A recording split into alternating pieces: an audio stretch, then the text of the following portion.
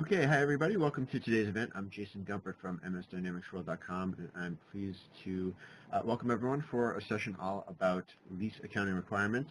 Our presenters today are Dan Edwards and Luis Lopez. They will be taking you through today's event. Just a couple of housekeeping notes. One, we do welcome questions from you in the audience.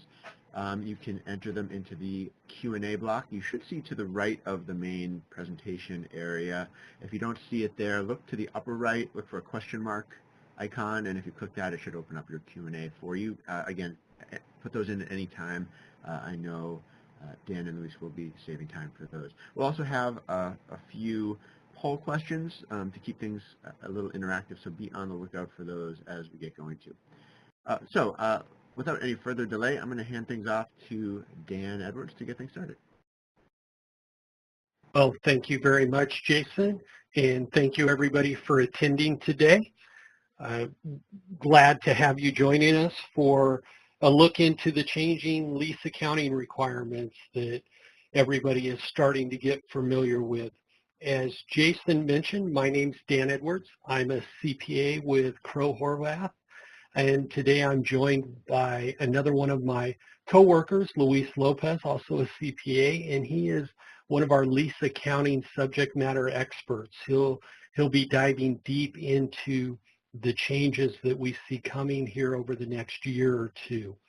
So without any further ado, just wanted to give you a little overview on who Crowe Horvath is. We are a large CPA firm. I believe we're the 8th largest accounting firm in the United States. We also have a global reach into 108 countries. We're one of the global 7 largest international firms. We are also a large Microsoft Dynamics partner, and Luis and I both work in that business unit for Crowe and have been working with the Dynamics products for many years. So our agenda for today is to take a look at what the leasing standards are today, just kind of a quick accounting review of how you handle leasing today, and a talk of why there was the need for some changes, and then a deep look into those new standards. We'll walk through some examples of how those new standards will be accounted for, talk about getting ready for this new standard, and then take a look at a solution we have available in the marketplace for the Dynamics products, and actually for any system out there. It can run standalone as well. As Jason mentioned, we are monitoring the Q&A panel, so definitely as we're going through, if you have any questions, please do not hesitate to type those in, and Luis and I will be monitoring that. We'll respond to you. We may respond in the question panel, or we may actually respond verbally through the webinar and the demo as we're going through. So let's start by taking a look at the current standards, and we'll concentrate mainly on the US and the GAAP standards, but we're going to talk about changes internationally as well, as we know we have a very wide and varied audience joining us today. So the two standards that are out today are IAS 17, which is the international standard, and ASC 840. And in both of those standards, there's two different types of leases you're probably very familiar with: the finance or capital leases and operating leases. Finance leases are recorded on the balance sheet. They are capitalized, hence the capital lease.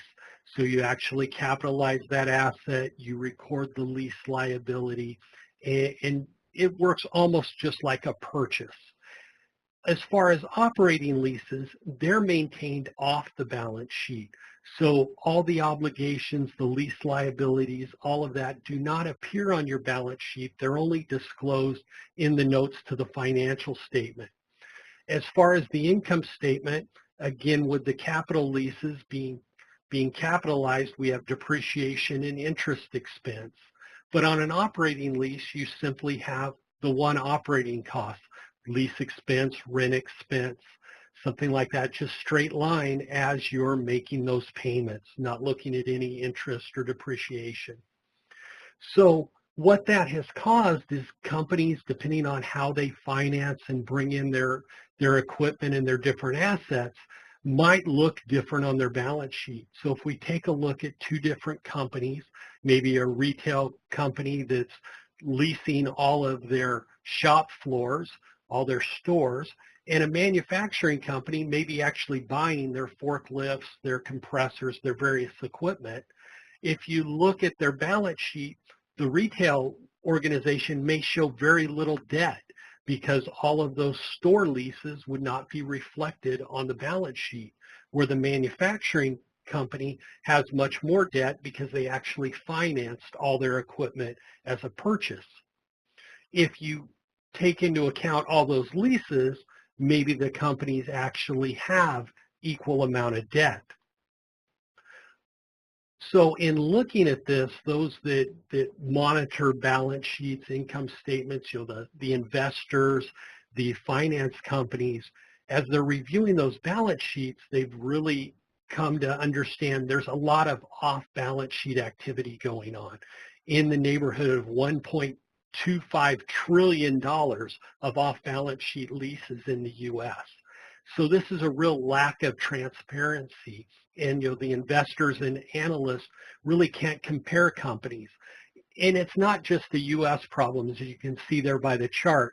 In many areas, leasing is prevalent and accounts for a large amount of off-balance sheet activity. As a matter of fact, according to the International Accounting Standards Board, it's $2.1 trillion of impact internationally, with one of the largest industries being affected is retail, quickly followed there by energy and telecommunications. So as they've been reviewing this over, I want to say at least the past 10 years, some of the things they're looking at with these new changes is really bringing forth that transparency, providing a richer set of information, and giving a true picture of that company's funding and their liabilities. So with that being said, we're going to jump into the new leasing standard, but before we do that, Jason, could you pop up our first poll question for us?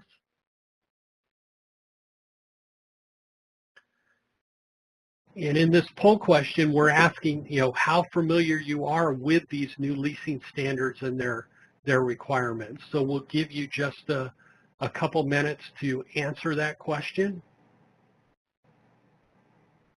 And Jason, as soon as you see a good response, if you want to go ahead and share the results, that would be great. All right, I am going to close that down. Oh, well, it'll take a few more seconds to show the results, but I can tell you that the most popular answer seemed to be, I understand the key differences and I'm aware there's a new standard. But okay. No one said I know the details well.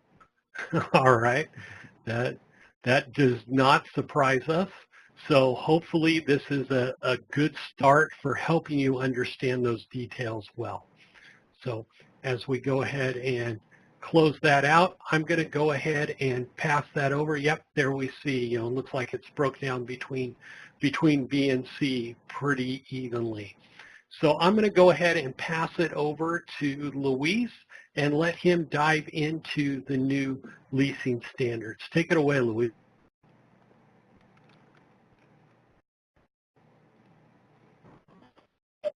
Yep. Thank you, Dan, and for giving us an overview of the current standard. So now let's transition over to the new standard to get a picture of what's coming. And specifically, let's focus on challenges and opportunities that the Microsoft Dynamics community will face as they're preparing for the new standard. So let's start with the IFRS 16, the new lease standard IFRS 16 here on the left from the International Accounting Standard Board. And on the right, we see AAC 842 from the Financial Accounting Standard Board. Have really been one of the largest new accounting changes in recent years, together with revenue recognition. However, I think the new lease accounting standards affect a wider range of companies. In a nutshell, operating leases have always been recorded on the balance sheet. They've always been on the footnotes of the financial statements, as Dan mentioned earlier, but not recorded. About 10 years ago, the SEC issued a mandate to both FASB and the ISB to record these lease liabilities and the balance sheet in order to get a true representation of the future lease commitments. So this project has been in the works for quite some time. The new standard started as a convergence project to merge the IFRS and the US GAAP. But then both accounting setters could not agree on some key issues. So each body issued a new standard independently. And in just a moment, we'll see what the main differences are. I also want to clarify that even though the two standards are very different, many companies that operate on Microsoft Dynamics will have to report their leases under both accounting framework. So it's important that controllers and accounting managers understand the key differences between the two and are able to make the good choices as transitioning over to the new standard. So Dan, if we can go over to the next slide, what does this mean? And over to the next slide, let's first take a look at IFRS 16. The effective period for IFRS 16 is for companies with fiscal years beginning on or after of January 1st, 2019. As you can see here on the schedule on the left, on the second column, finance leases were always recorded on the balance sheet with the corresponding asset and liability. In the third column, we see operating leases were kept off the balance sheet. However, on the fourth column is the elephant in the room. We can see that nearly all leases are recorded as finance leases. Note I say nearly all leases. This is because under the new standard, we have an exception for leases that are of low value or short-term leases. A low-value lease usually relates to a lease of small items such as tables, personal computers, office furniture, and telephones. Short-term leases refer to leases that have 12 months or less remaining. So what does this mean for you? The good news is that from a leasee perspective, you no longer need to worry about lease classification. All leases are treated the same way. There are several ways a company can transition their existing operating leases under the current standard to the balance sheet by following either the full retrospective approach or the cumulative catch-up approach, each approach with its benefits and costs. We can probably have an 8-hour session here alone on transition accounting, but a couple key points I want to leave you with. And these are important key points related to the practical expedience. There are practical expedience that will allow your company to keep current lease treatments. For example, this means all existing contracts a company has, the controller, the accounting manager, and the accounting department does not have to go through all their leases to reassess whether a contract contains a lease or not.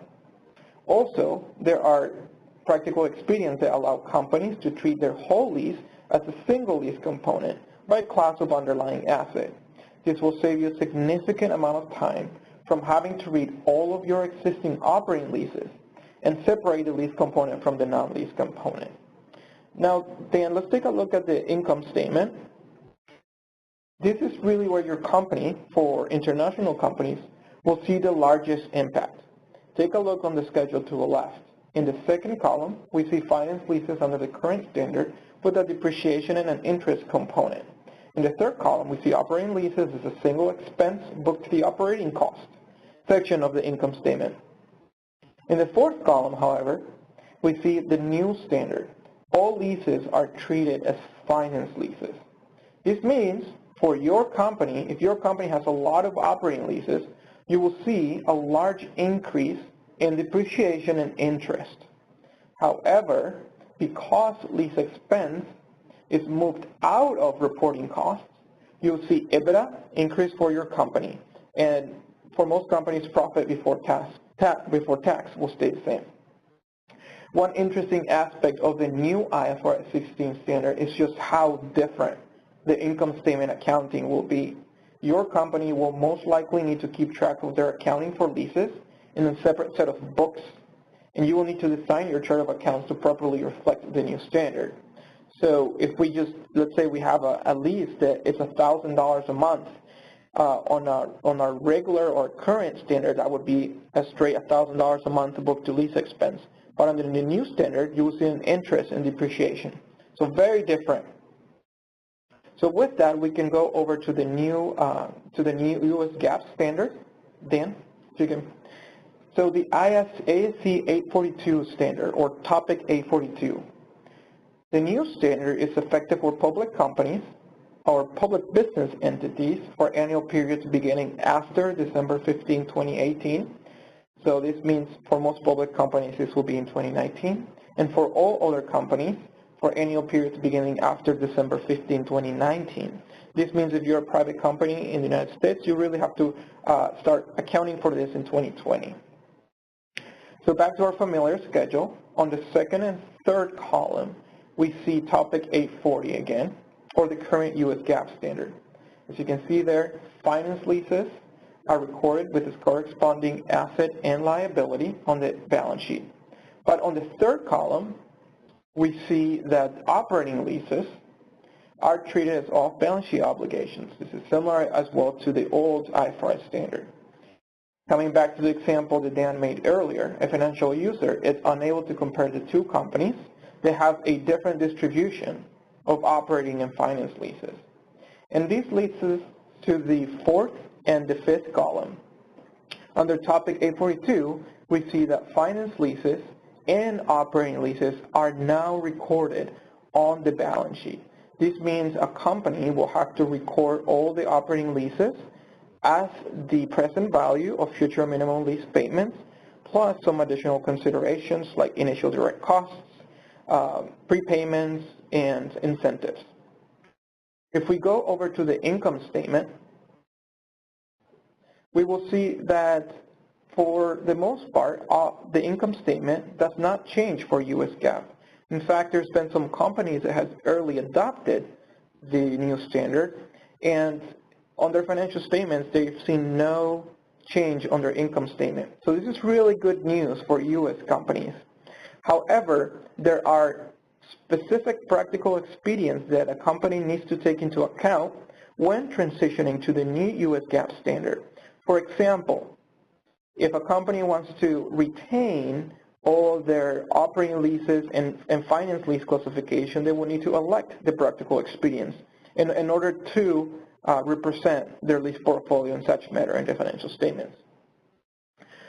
Also, what is really interesting is that a lot of ratios from the income statement, heavy ratios, really won't change. And so this is good news from the U.S. GAAP side. In terms of the transition from the old standard to the current standard, the current accounting framework, ASC 842, states that a company will need to do a full retrospective presentation of the financial statements. However, in the month of February, there's been some comment letters and new drafts of the standard that would allow a company to use the cumulative catch-up approach in order to transition to the new standard. So there's possibly some relief for lessees that will no longer have to use the full retrospective method. And Dan, if we can go over to the next slide, please. So from the U.S. GAAP side, as you mentioned earlier, we kept the operating and the finance lease treatment. And this is very familiar to the old standard, or I should say ASC 840, where you have there's this algorithm that leads you to whether it's a finance lease or an operating lease. However, what's interesting about the new standard is that the hard lines of 90%, 75% are gone. What the FASB set out to do is to really focus on management intent. This means if the lease term is for a major part of the economic life, I'm focusing on the third square. It no longer gives you that percentage, so it's really on management intent. Do we intend to extend this lease so that with the extension, would that now be the major part of the economic life of the asset? This means companies can no longer stay as close to the line as they can, but they now have to have a conversation with their auditors and management and the operations department to know, well, what is the environment, what's the economic environment of this lease, and are we likely to renew this lease? What are the economic incentives? And take all that into account. This means when you're purchasing software, you have to make sure that your software overrides that lease classification, which Dan's going to show in just a minute, as well as a new criteria, which is a specialized asset. So if Dan will show us an example of a specialized asset, which can be an operating lease if it's not specialized, but maybe you make some modifications to this vehicle and it becomes a finance lease. So this is the new model the companies will be using. And this model is also built into our application that you'll see in a minute. And then if we can now go to the next slide. And just very briefly on what the debits and credits look like for the right-of-use asset, you would have the lease liability plus the initial direct cost plus the prepaid lease payments minus lease incentives received. So as you all know, our application captures all these terms, and as the company has to go back and review their lease contracts, they have to keep in mind all of these components when entering their leases. And the lease liability is simply the present value of future minimum lease payments. And now let's talk about, over the next slide please, how to get ready. So after you've seen this presentation and you go back to your desks, what are the first things you need to do? First, you already took the first step, which is understand the new standard and recognize the operating leases will have a significant effect on your balance sheet. And you also need to understand this will impact not only accounting processes, but your system will need to be ready to handle the new accounting standard. Then you will need to gather the information, such as you need to understand relevant policies, procedures, and systems that are involved. A lot of companies today keep their operating leases on a shelf in the warehouse, or they keep a lease on that division or business unit out in different states. Most companies will need to centralize a lot of their lease accounting and bring all of their leases to a central location. Then you'll need to evaluate the impact. What's important about evaluating the impact is that the company establish a cross-functional team. You don't want just the accounting department to be doing this work, because a lot of the terms, for example, the incremental borrowing rate, will have to come from the Treasury department.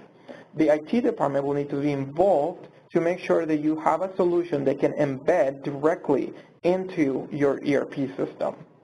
And then you need to select a transition approach. This, again, is important because your financial statements will be significantly different depending on the transition approach you choose. And a note to the wise here is that the simplest transition approach doesn't mean the best transition approach for your company.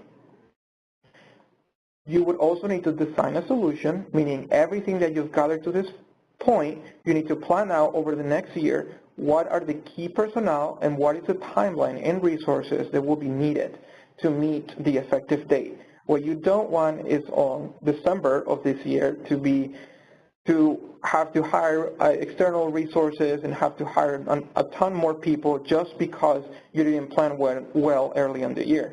And last is implement and monitor, which is to execute the project and to monitor and communicate with everyone in the organization.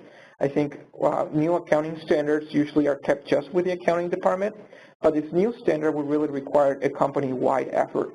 So we recommend that everyone in the project or the accounting transition project for a new lease standard is kept in touch. And so with that, Dan, if you can go over to the next slide, and I'm going to hand it off to Dan. He's going to give us illustrative examples and show us how that can be accomplished in our system. Take it over, Dan. Thanks, Luis, and thanks for that deep dive into the new standards. And before we jump over to the examples, Jason, I believe we have a couple more polling questions I'd like to share with the audience. So if you could bring the first one up. Okay, that is opening up right now. Here we go. So in this one, we're looking at which of the following best describes the primary system used by your company for tracking leases. So looking at how are you tracking your leases today? All right, we'll leave that open for another 10 seconds or so, and then we'll close it out.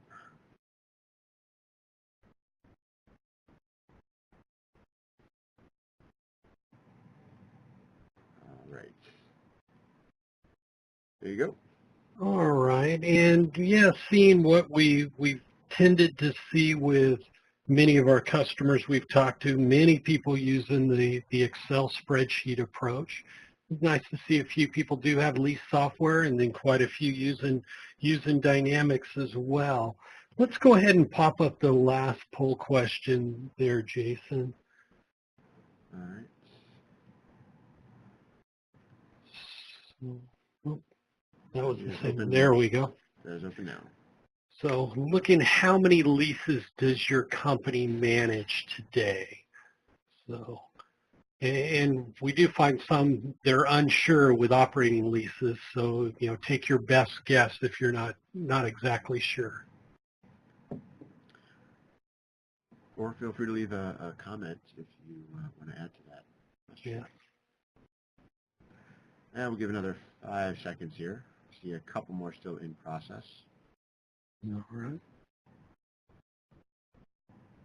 All right. I'll show those results here too. Okay, so it looks like the majority are below 100, and we do have some big ones there, over 1,000 leases. Those definitely have a wide variety. So that's great, and thanks for everyone answering those questions, helping us better understand the audience. So as Luis covered on the new standards, you see, you know, there are a lot of changes going on. There's a lot of talk about the classification and how all this applies to your balance sheet and income statement. I know personally, it's easier for me if I walk through an example and actually see the transactions that way. So I've put together a few slides here to kind of walk us through a couple different leases to try and hit on what Luis covered.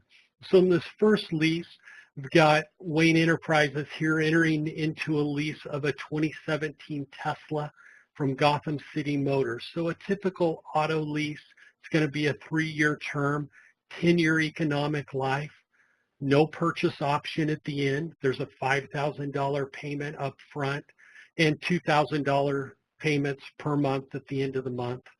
The rate, our incremental borrowing rate, 7%, and the fair value of the lease, you know, the Teslas aren't too expensive, only $141,000, and no residual value guarantee. So the first thing we're going to need to do under that new standard is actually calculate out the present value of those minimum future lease payments.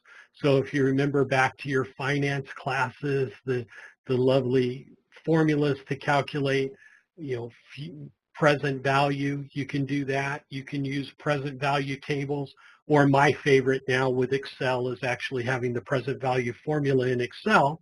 So I've got the formula down there at the bottom that shows that the present value of this lease is going to be $64,772.93 to be exact. So the first thing we need to know after we have that is if this is in the U.S., and I'm assuming it is, we're going under the FASB, is this an operating lease or a finance lease? So that chart that Luis showed us, does it transfer ownership? No. Is there a purchase option? No. Is lease term a major part of the economic life? No, it's only 30%. Is the present value of the lease payments substantially all of the asset's fair value? No, it's only 46% of the fair value. And is it specialized in nature? No, it's a Tesla. Other companies could use this. It's just general corporate purpose. So in this case, it's an operating lease.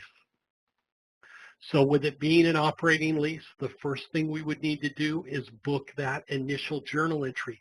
Now, even though it's an operating lease, with the new standard, it's now going on our balance sheet. So we're going to debit the right of use asset for the $69,772, and we're going to offset that with our lease liability and our $5,000 cash prepayment. Once we've done that, we're now going to recognize that lease expense over the life. So this is kind of a summary of the monthly journal entries. We would be paying out $2,000 a month. That's our $24,000. We would amortize that lease liability and record the lease expense. Now, if I was to change that Tesla up a little bit and assume all the same facts, but maybe retrofit it with some heavy armor, a Batwing accessory, and make it something only a superhero could use, like Batman, then that would change our lease classification test. So this goes to that asset specialization that Luis was talking about. Since now this Tesla can only be used by a superhero, it becomes a finance lease.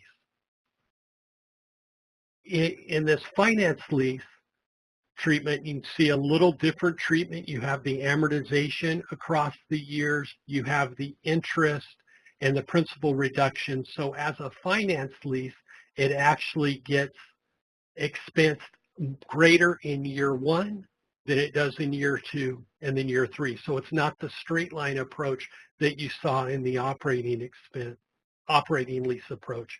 It's more upfront because of the interest amount in the finance lease.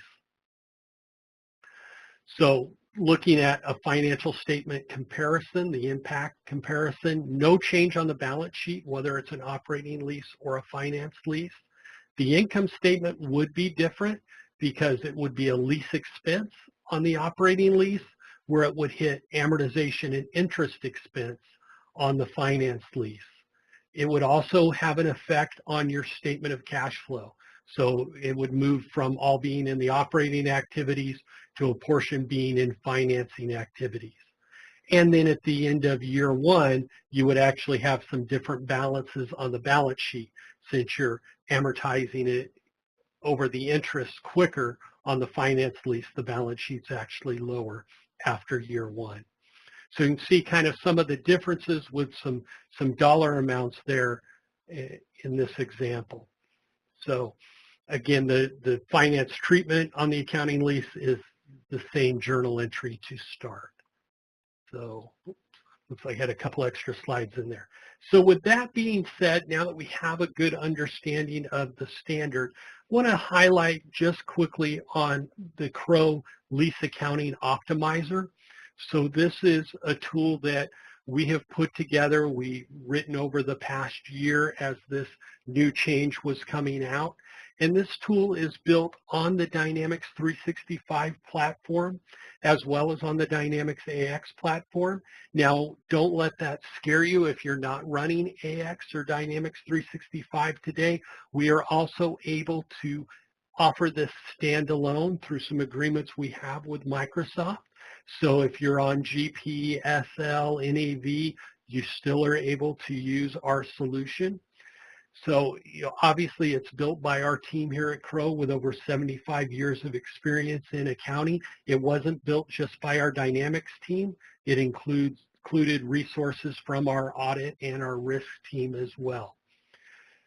And it has been certified by Microsoft. It's actually available in the App Store. So with that being said, let me just highlight on a couple of the things that the tool offers. It works for both IFRS 16 and ASC 842. It's going to evaluate under ASC 842 and determine what type of lease you are looking at, whether it's operating or finance. It's going to calculate all those data entry schedules and journal entries for you automatically, and then allow you to leverage that back into Dynamics or to create a journal entry that you can then import into your other system if you're not working with Dynamics 365. This slide just goes into a little more detail, but versus going through all of that detail, what better way to show it than to actually fire up the application. So with that being said, I'm going to switch over into Dynamics 365 and kind of walk you through maybe putting in that lease. So Also, if you have questions, we're going to save some time at the end. Don't hesitate to put those in the Q&A. I know Luis is monitoring that. He may respond back to you, and we may actually address those questions at the end as well. So what you'll see here is, again, I'm showing the Dynamics 365 version. So I'm in Dynamics 365 for finance and operations, and I'm in my leasing workspace. So you can see here, first of all, integrated with Power BI. So I'm seeing some charts looking at my future lease obligations and lease amortization over time available. But where I'm going to jump into is go right over to my lease summary. And my lease summary is where I'm able to enter all of my leases. So if you've worked with fixed assets, you're going to see a lot of familiarity with our tool versus fixed assets. We've kind of taken the same design approach. So across the top, I have my navigation. So I'm going to start by entering a new lease. And in this new lease, I'm just going to call this my Tesla. And the first thing it wants to know is which lease classification is this. I can go ahead and choose automatic, and the system will make that selection for me if I don't know already whether it's going to be finance or operating. I'm going to go ahead and enter the fair market value of the lease and enter our incremental borrowing rate. Then I have the ability to set up how I'm doing the compounding. And one thing you'll notice as I highlight over these fields that we've put in tooltips with each one of these fields so you understand exactly what we're looking for. And most of those tooltips are clipped right from the standards. So we're providing that documentation right inside the application. So I'm going to go ahead and set up my lease term and my useful life. Then we have those questions along the classification. Is there a transfer of ownership? Is this a unique asset? Again, I could set the lease type. It's on automatic, so it's going to adjust that as I save. Right now, it's not a finance lease. This is going to end up an operating lease. I can group my leases. So in this case, I'm going to put this in my vehicle group. This is used for a couple different reasons. It can be used for your posting setup as well as for reporting. Then you need to set up what type of annuity is this. Do I pay the lease at the beginning of the month or do I pay it at the end of the period? In my example, it was at the end, so that would be an ordinary annuity. And then we can work with multiple currencies. We're using all of the currency setup from Dynamics 365. I'm going to go ahead and enter my vendor account number and then enter any additional right of use costs that might be appropriate. So in this case, I'm going to go ahead and enter my lease payments. And then I'm going to go ahead and set this up for commencing on January 1st. So if I scroll down, you'll see we take advantage of additional financial dimensions that are available through D365, as well as any contract detail. Additional fields could be added as well, some information around location possibly. And then the last thing I'm going to do is enter my payment schedule. Now in this case, this lease is pretty easy because it's the same payment the entire lease life, but you could add additional lines in here if this lease incremented over multiple years. And we can also bring in indexing if it changes based maybe on the consumer price index. So at this point, I'm going to go ahead and create this lease. And now that I've created this lease, I'm going to go ahead and create that payment schedule. So by creating that payment schedule, the system has gone out and done all those present value calculations for me. So you can see it's looked at each one of those $2,000 payments and determined what the present value of that future payment is going to be. And it's come up down here. It's kind of hard to see, but very bottom of the screen is the total value. And if you remember, that's that $64,772.93 that we looked at before. I could edit this schedule if maybe there was a balloon payment, something like that. I could go ahead and make that edit. In this case, there's not, I'll go ahead and confirm this schedule. And what you'll notice, the software is now creating my depreciation schedule as well as my amortization schedule.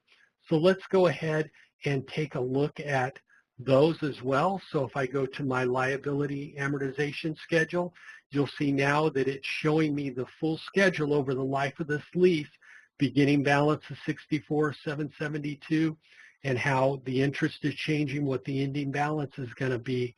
You can see this all the way across the screen. We're even breaking down what your short-term liability and your long-term liability are going to be. Going to just go ahead and view the asset depreciation schedule, and here you can see the depreciation amount, the depreciation expense for each month. Now, one thing I didn't mention is we can integrate with the fixed asset module, so you could handle depreciation with your other fixed assets if you wanted to, instead of through our tool, depending on if you're implementing fixed assets or not. So now that this asset is all set up, the last thing I want to do to create the asset is to create the initial recognition. So I've gone ahead and asked it to do the initial recognition. You'll notice it's just created Journal 1655. So if I go ahead and view my general journals, we're going to see it has created that journal entry that I was looking at earlier in the slides. So it's debited the right of use asset and credited the operating lease liability and the lease prepayments. So it's gone ahead and done that. I could go ahead and post that from here if I have posting rights, or our general ledger clerk could post it from inside of general ledger if that is our internal control process. So now our asset is set up. If I go ahead and come back to my main screen, we'll go ahead and see that information. It's not yet acquired since I haven't posted the asset yet. Now, once we've entered those leases, you simply need to manage those leases. You'll see I can adjust leases. So if something changes, I can copy if I buy a similar asset, and I can copy that lease as well. Then on a monthly basis, I'm going to want to record that payment information and that amortization expense on the balance sheet. So I can do all that in a batch mode. So I could do it individually by lease, but if you're managing over 1,000 leases, you certainly don't want to go in and post all your payments manually. So I'm going to go into my lease batch, and you'll see here I can pick from any of those three schedules, the payment schedule, the liability amortization schedule, or the asset depreciation schedule. And I can go in and say I want to look at my payments for January. So I'll go ahead and enter that. And again, this is where lease grouping would come in. So if I only wanted to do my vehicle payments, I could do that. I'll go ahead and select them all. I'm going to go ahead and say OK. And the system is now going to go through all of my leases and determine what payments are due today. I now have a message that it lets me know it's created 3 new batches for me, or 3 new invoices for me. Again, I'm going to go back into leasing, and it should have created the payment for my Tesla. So let's go ahead and open that up and take a look at my invoice journals. And you'll see it has now created an AP invoice to vendor 1001 for that $2,000. So it's automatically creating those for all the different assets that I'm tracking. And I could have done the same thing with my amortization and my depreciation as well. I'm going to save us a little time on the demo, not take a look at all of those, but I do want to point out some of the reports we have available. So you can see we have different reports. We have future payment report. I'm going to go ahead and open this one up and go ahead and run that. And this report will look very familiar to you if you've been dealing with leases and putting your schedules on your income, your audited financial statements that you prepare. This looks at the lease values going forward. So I can see here the very last line, there is my Tesla. So I can see in the current, the present value of the payments is just under $24,000, and it's going to be $41,000 over the next 2 years.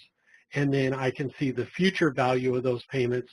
So it's $24,000 or $2,000 a month, and then $48,000 for the remaining time. So I can see that information again across all of my different leases. So this is an example of one of our reports that are available. Again, we have many other reports, modified lease, new lease reports, terminated leases, and we're continuing to add reports as we're working with different clients in implementing the system. So again, I just wanted to give you a quick overview of the application. And I'm going to take a look here at the Q&A panel and see, Luis, have you seen any good questions that we want to make sure we address in there as I'm kind of scrolling through? Yes, Dan. There were two good questions that I've seen so far. And one is this application also compliant with GASB, the government accounting standards? And the answer is that US GAAP and GASB are fairly similar in terms of the new standard. So we will be working with the government group to see if we can make our application applicable to GASB. However, GASB isn't effective until 2020, so there's a little more leeway in that sense. And the other question, Dan, is can we provide a copy of slides to everyone after the presentation? So we'll make sure that everyone gets this slide. Is that once we get the email listing? Yes, Luis, we will definitely make sure everybody gets the slides. I'm just kind of scrolling through. I see some other questions about vehicles and leasing. Not sure I need to read through some of those in more detail, but again, if you do have any specific questions, please post them in here and we'll be happy to look at this. And one thing to point out here, my example was on a vehicle. Obviously, that's just one of many types of leases. And whether companies lease their vehicles or don't lease their vehicles, that's their finance decision. We do a lot of work with companies that are leasing storefronts and office space. That's another area that is heavily affected by this new standard as well. So any type of lease could come into play. So with that being said, I want to talk a little bit, because the big question I always have when I attend a webinar like this, you showed me some software, how much does all this stuff cost? So I wanted to share out our pricing schedule. So it is priced typically based on the number of managed leases. This does not include any pricing for D365 users. So this is the assumption you have D365 or AX. Our standalone version, there is a per user price, which I did not post on here. But if you are interested in that, I'd be happy to share that. And what I also wanted to share is we are currently running a promotion. So if you look at those prices, you'll see that we are running a pretty good promotion for unlimited leases. You can get in with our D365 or AX version at $12,000 a year. It is subscription pricing, similar to D365. And again, this offer does not include your Dynamics licenses, but we can, for those that are on other ERP systems, we can talk to you separately about what the discount would be there on the Dynamics 365 licenses. So with that being said, that again takes me to my question slide. So I'm just going to scroll through here again, see if I can pick up any of the questions. So not seeing any other questions. Are you seeing any others in there, Luis? Yes, Dan. One of the questions was, is the application also available in other languages, or? Yes, and that is a good question, and we support all the languages that Dynamics 365 supports, and then we can work with other countries on translations as necessary. So we actually have very few enums, as they're known in the software, that need to be translated. So translating into other languages is a pretty straightforward process for us. And then another question that came up, do I need to be using the fixed asset module in order to use the application, or can I use it independently? So if I'm not using this application today, if the fixed asset module is not being used by my company. So fixed assets is not required. As you notice, when I set up the Tesla, I did not enter a fixed asset number. So this can run standalone from the fixed asset module, or it can run in conjunction with the fixed asset module. Good questions.